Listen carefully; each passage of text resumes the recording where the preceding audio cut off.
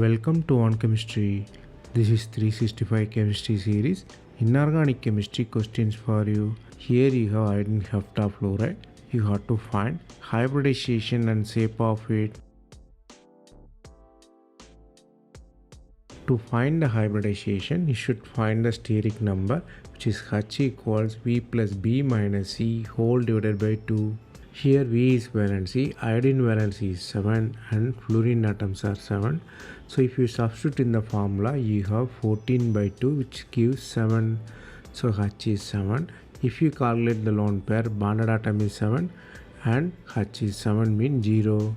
So H7 mean by the table you might realize it's sp3d3 hybridization, which is pentagonal bipyramidal structure.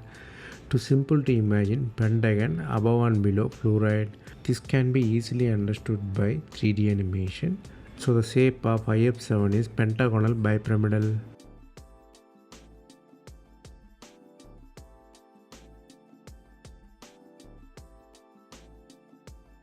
That's all from this video.